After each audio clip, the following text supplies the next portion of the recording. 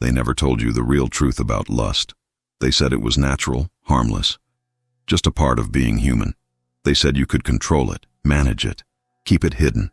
But they never told you how it would consume you from the inside out, turning silent moments into battlegrounds, erasing your peace, chaining your mind in ways no one else could see.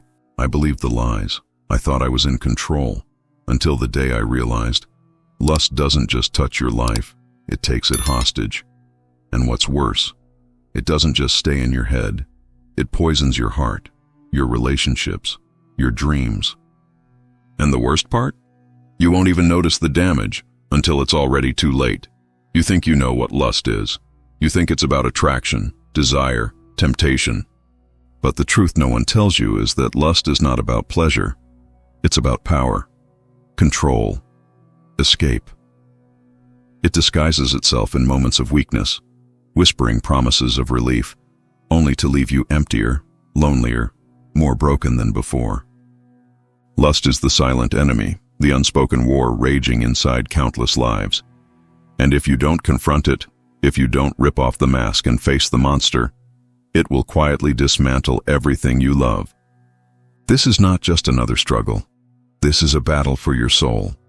And today, I'm here to tell you what no one else dares to say. They dressed it up. They made it look beautiful. They called it love, passion, chemistry. They told you it was a fire you needed to survive, a hunger that proved you were alive. Lust was sold to us in music and movies and magazines, wrapped in gold and glitter, whispered in every advertisement, burned into every image you mindlessly scrolled past. It didn't look dangerous. It didn't smell like death. It smelled like desire, like success, like fulfillment. Society made it normal, not just normal, but necessary. And slowly, without warning, we stopped questioning it. We opened the door wide. We let it in. But what we didn't see was the trap hidden beneath the surface, a trap designed to break us from the inside out. You see, lust isn't about love. It's not about connection. It's not about intimacy. Lust is a thief dressed like a friend. It offers you escape when life feels too heavy, promises comfort when you're drowning in loneliness, seduces you with illusions when the real world feels too painful. But lust never intends to give you what it promises. It intends to own you. It plants lies in your mind, tells you that desire is just a harmless release, that indulging yourself is part of being human. It tells you no one has to know, no one will get hurt.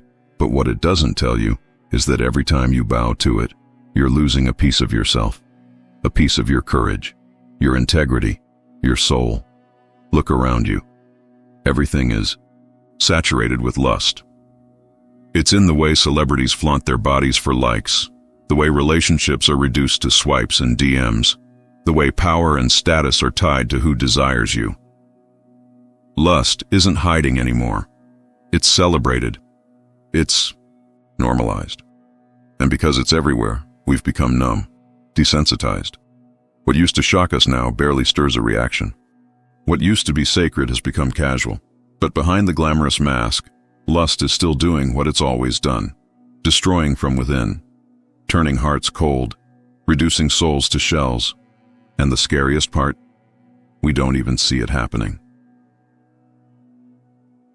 Real love builds. Real intimacy costs something. It requires vulnerability, patience, sacrifice. Lust, on the other hand, takes. It devours. It demands everything and offers nothing in return.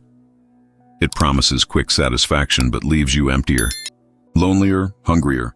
It's a bottomless pit, and the more you feed it, the bigger it grows. Lust never gets full.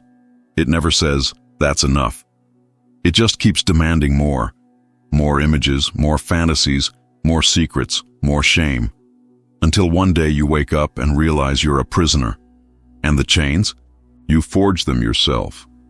One small compromise at a time, believing the lie that you could handle it, that you were still in control. Lust thrives on deception. It convinces you that it's meeting your needs, but it's only magnifying your wounds. Every click, every glance, every secret indulgence digs the hole deeper. widens the gap between who you are and who you were meant to be. Lust isolates you, not just from others, but from yourself.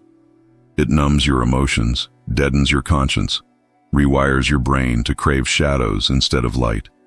And it all starts so subtly. A thought, a look, a lingering fantasy. Tiny seeds, planted in the soil of your heart, watered daily by culture, society, and your own silence. Seeds that grow into monsters you no longer know how to fight. And here's the brutal truth. Lust isn't just about sex. It's about power. It's about trying to fill a void you refuse to acknowledge. It's the counterfeit for real intimacy, real connection, real fulfillment. When life gets too painful, when you feel unseen, unwanted, unworthy, lust offers a shortcut, a hit of dopamine, a moment of control in a world where you feel powerless. But it's a trick. It doesn't heal your wounds. It deepens them. It doesn't fix your loneliness. It amplifies it.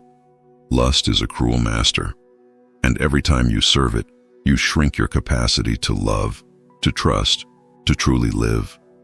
But you want to know the most terrifying part? Lust doesn't just destroy you. It destroys everyone connected to you. It poisons your relationships, infects your marriage, shapes how you see the opposite sex, how you raise your children, how you lead, how you love. Lust turns people into objects and feelings into transactions. It teaches you to take instead of give, to consume instead of cherish. It makes intimacy impossible because true intimacy requires honesty, vulnerability, and lust thrives in darkness, in secrecy. As long as lust rules your heart, you will never know the kind of love, the kind of connection you were created for. It's time to wake up, to stop pretending, to rip off the mask and see lust for what it really is.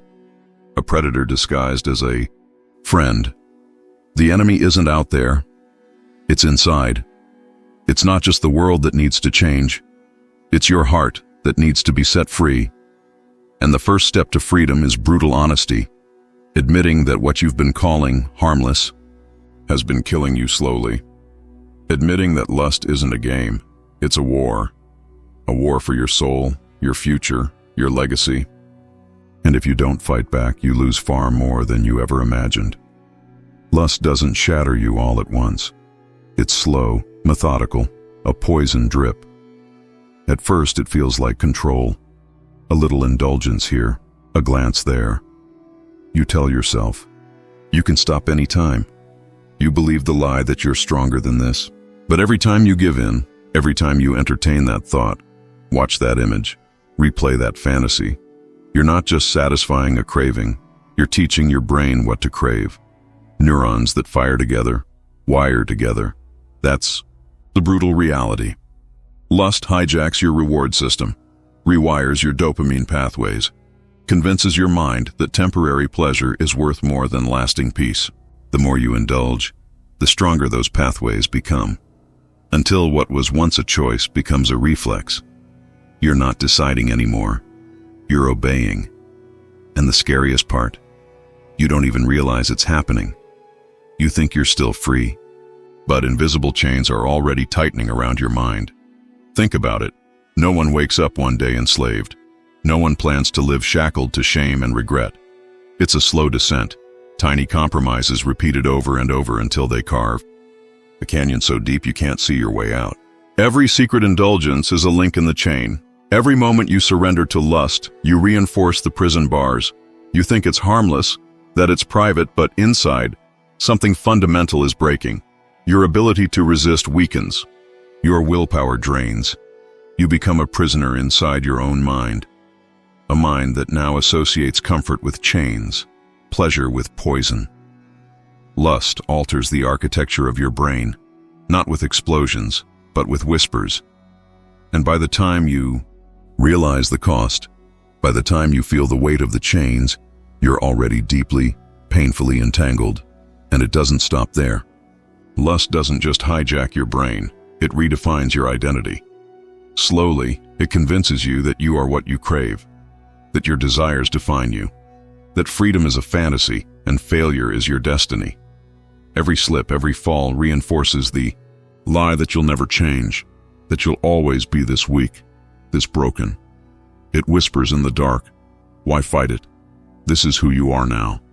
And the more you listen, the more you believe it.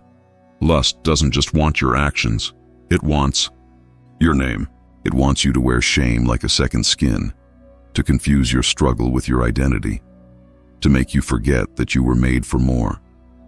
The chains aren't just wrapped around your habits, they're wrapped around your heart. And the tighter they squeeze, the harder it is to remember the truth.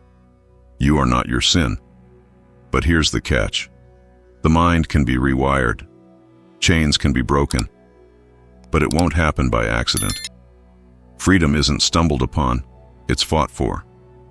It's forged in moments of brutal honesty and relentless discipline. The same brain that was conditioned into slavery can be retrained for freedom, but only if you confront the lies, refuse the shortcuts, endure the withdrawal of your old addictions. Lust will not let go quietly. It will scream, it will claw, it will beg you to return. It will promise ease, pleasure, escape. But if you hold the line, if you resist even when it hurts, you'll start to feel the chains loosen. Not all at once, but link by link, day by day. And in time, you'll realize something powerful. You were never meant to live in chains. You were made to walk free. But not the kind that breaks down your door in the dead of night. It's the kind that moves slowly, carefully, almost tenderly. It steals in silence. It takes what you don't even realize you're giving up. First, it steals your peace. That quiet confidence you used to have. Gone. In its place, a low hum of shame, of anxiety, of restlessness you can't shake. You tell yourself it's nothing, just a bad day, just stress. But deep down you know, there's a fracture, a gap between who you are and who you pretend to be. You walk around smiling, functioning, but inside, you're hollow. That secret you keep tucked away gnaws at you in the quiet moments, whispers to you in the dark. And no matter how much you distract yourself, no matter how much you justify it, the truth is there, waiting, eroding your peace, one compromise at a time. And then it gets bolder. It comes for your relationships. It rewrites how you see people, how you love them, how you trust them. Lust teaches you to take, not give, to hide, not reveal. Real intimacy becomes terrifying because it requires vulnerability, honesty, and you've spent too long living behind a mask. You can't connect when you're constantly hiding a secret. So you start to pull away. Little by little, the people who love you feel the distance, the coldness. They don't know what's wrong, but they can sense it. You're not really there. You're trapped in a private war they can't see and you can't explain. Trust erodes. Love fades. Walls go up. And before you know it, you're surrounded by people and utterly alone. Lust promises connection, but it delivers isolation. It promises pleasure, but it produces loneliness. It's a slow bleed that leaves you empty, bitter, and broken. But the deepest cut, the cruelest theft, is what lust does to your self-worth. You start believing you're damaged beyond repair, that you're too dirty to be loved, too weak to be redeemed.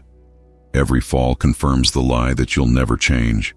Every secret you keep convinces you that you're alone in this, that no one would understand, that if they really knew you, they'd leave. Shame becomes your shadow, your constant companion.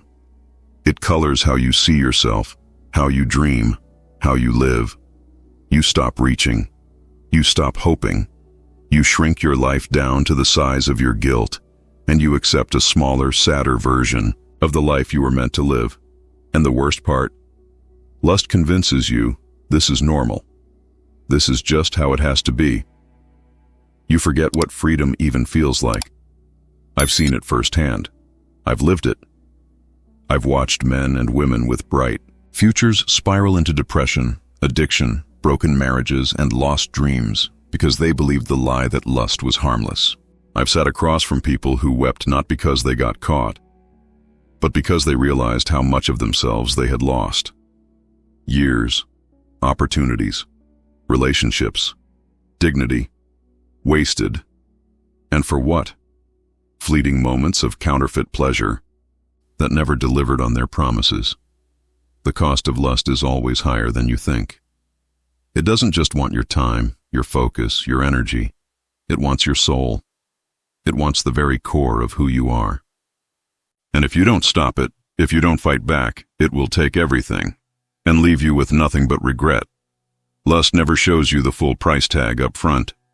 It whispers promises in the dark, sweet lies designed to soothe the restless soul.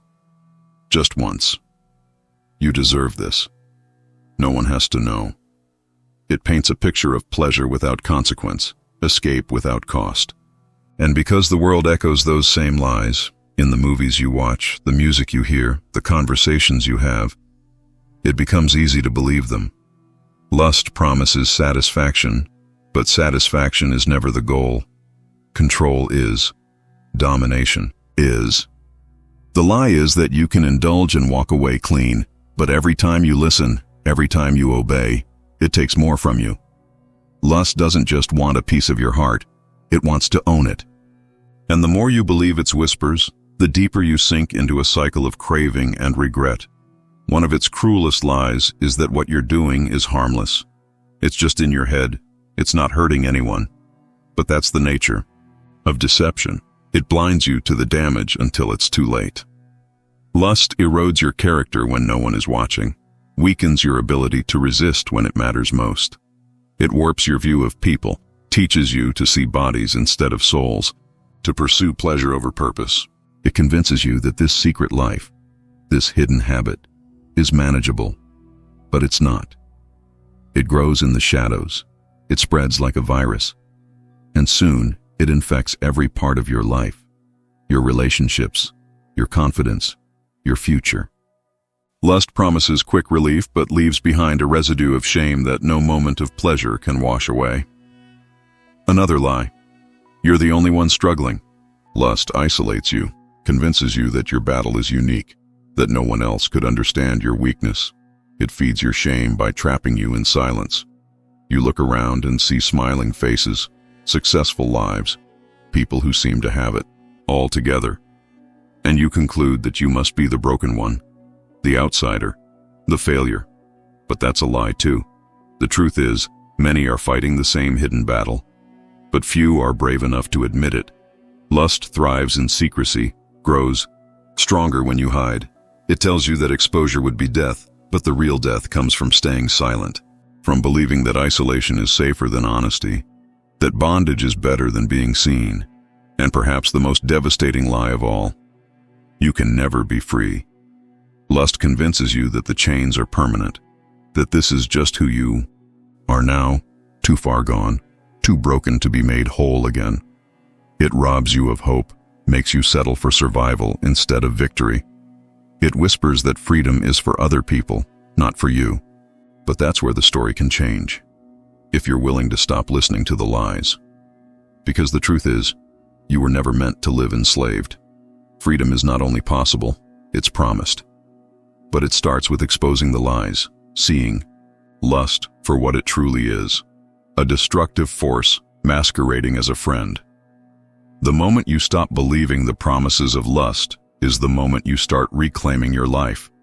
Lust is not the disease, it's the symptom. It's the fever, not the infection. The real sickness runs deeper, rooted in wounds you carry but rarely acknowledge. Maybe it started in childhood, the absence of a father's affirmation, the betrayal of a trusted figure, the constant feeling of not being enough. Maybe it was rejection, bullying, neglect, moments that carved invisible scars on your heart, scars that still ache today. You learned to cope, to survive. And somewhere along the way, lust offered itself as a solution, a quick fix, a numbing agent. It didn't ask questions, it didn't judge. It just offered you escape, a counterfeit sense of connection and worth that you desperately craved. And because it seemed to work, because it dulled the pain, even if only for a moment, you kept returning, not realizing that with every return, you were digging the wound deeper. Behind every addiction to lust is a story of unmet needs. The need to be seen, to be valued, to be loved without condition. Lust preys on those empty spaces, the ones left vacant by broken relationships, unresolved trauma, unspoken pain. It pretends to fill the void, but it only enlarges it. Lust is a cheap substitute for intimacy, a mirage that promises relief but delivers only deeper thirst. And the more you chase it, the more elusive true healing becomes. You're not addicted to images or fantasies. You're addicted to the escape, the illusion of being wanted, desired, accepted. Lust hijacks real needs and offers counterfeit answers. Until you confront the real wounds, the real needs, you'll stay trapped in a cycle that no amount of willpower can break. Because the problem isn't just what you're running to, it's what you're running from. The truth is, we all carry wounds. Some are obvious, others are buried so deep we've forgotten they exist. But they bleed into everything. Our relationships, our decisions, our habits.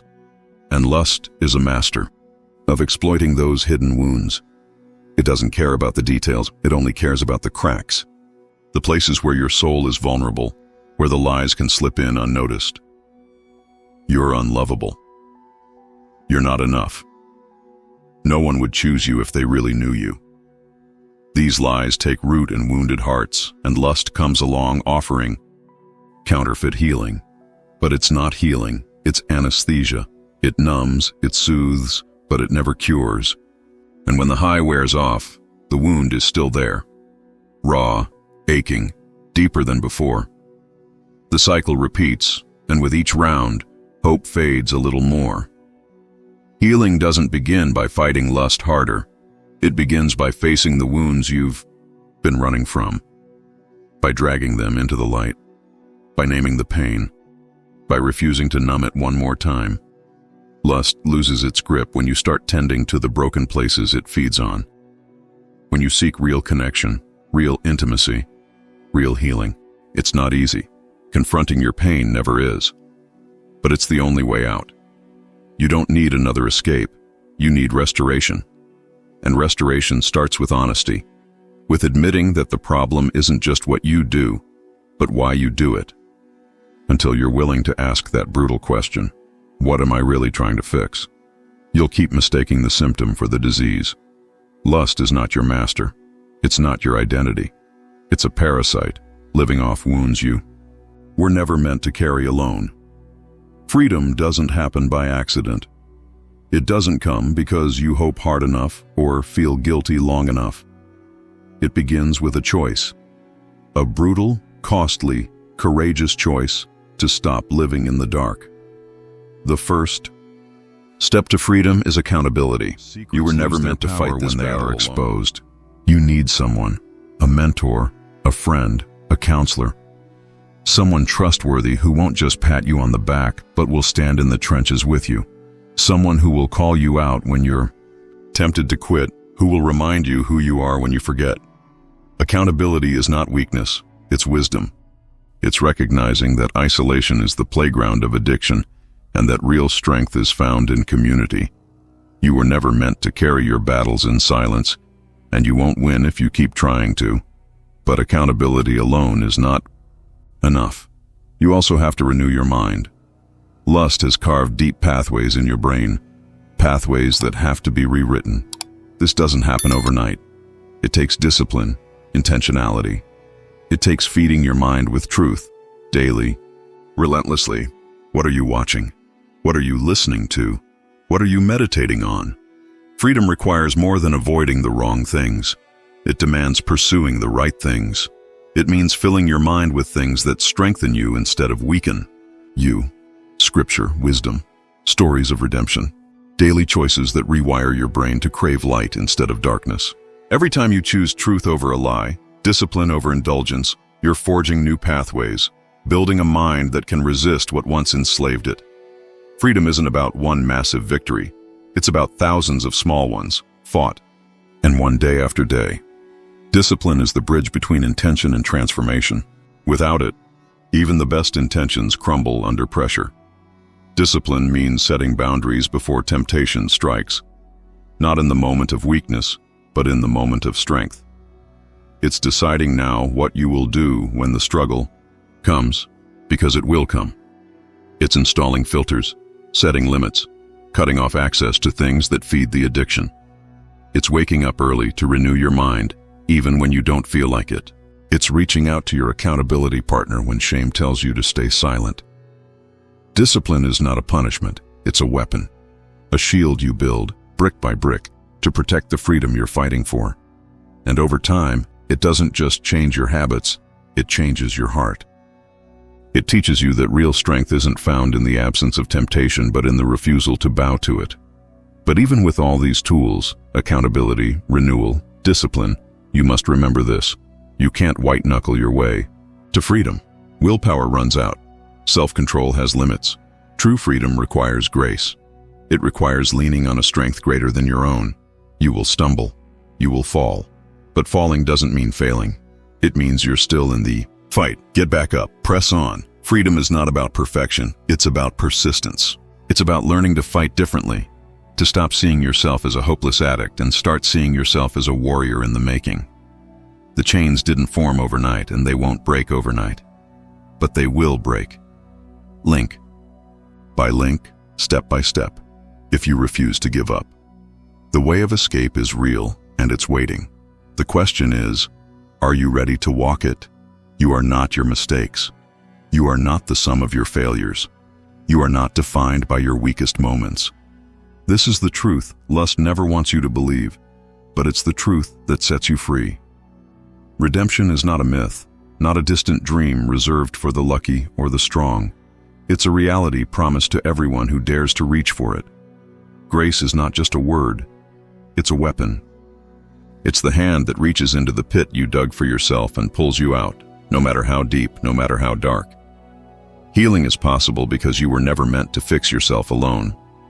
There is a God who specializes in broken things, a God who doesn't flinch at your mess, who isn't disgusted by your wounds, who looks at your chains and says, I can break those.